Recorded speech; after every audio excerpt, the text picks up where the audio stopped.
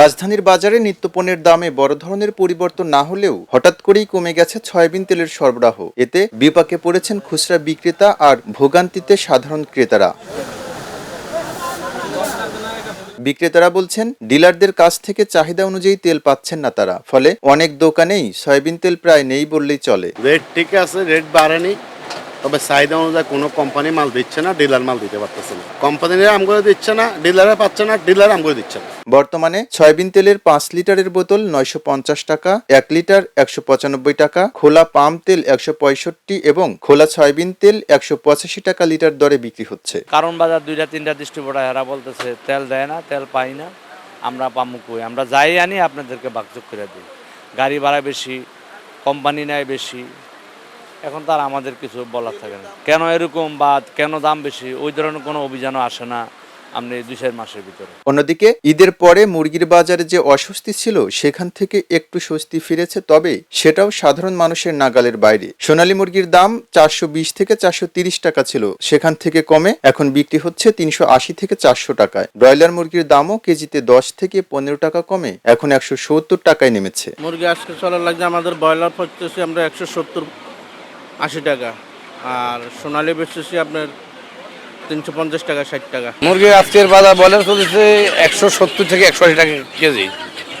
তো গত সপ্তাহের তুলনায় সপ্তাহ প্রতি কেজি 10 থেকে 20 টাকা কমছে। ঈদের পরে দাম কমলেও সেটা স্বস্তির নয়। বাজারের পরিস্থিতি নিয়ে ক্রেতাদের রয়েছে ভিন্ন মত। মুরগির বাজারে আমার কাছে মনে হচ্ছে যে ঈদের আগে যেরকম দাম ওর থেকে একটু কম, কিন্তু ওরকম বেশি কম না আর কি।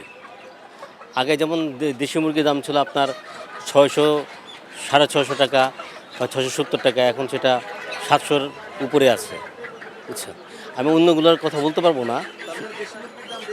দেশি মুরগির দামটা না বললেও ঈদের আগে যেরকম ছিল সেরকমের কাছাকাছি আছে। সবজির বাজারে দাম মোটামুটি স্থিতিশীল। করলা, ঝিঙা 60 টাকা, ধন্দুল 50, পটল 70 টাকা কেজিতে বিক্রি হচ্ছে। অন্যান্য সবজির দাম 60 থেকে 100 টাকার মধ্যে। দ্রব্যমূল্যর এতই ঊর্ধ্বগতি যে আমি যদি 500 টাকা নিয়ে এসেছি, দেখা গেছে আমি সিজিঙ্গার দাম জিজ্ঞাসা করলাম কত, বলে 100 টাকা কেজি।